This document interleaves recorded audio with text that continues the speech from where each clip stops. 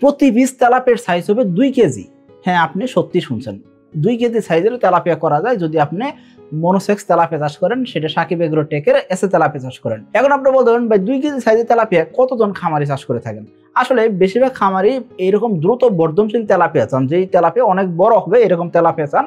সচরাচর খুব কম সংখ্যক খামারি, হয়তো বা 200 জন বা 500 জন খামারের ভিতরে 1 জন বা 5 জন খামারিকে আমরা পাই যারা এত বড় সাইজ করে থাকেন। সচরাচর খামারি পর্যায়ে 3 পিসে কেজি বা 4 পিসে কেজি হলে মাছ বিক্রি করে ফেলেন, অথবা অনেকে 2 পিসে কেজি অর্থাৎ 500 গ্রাম ওজন করে বিক্রি করেন। এখন বলতে পারেন ভাই এরা তাহলে এত দ্রুত বিক্রি করেন কেন?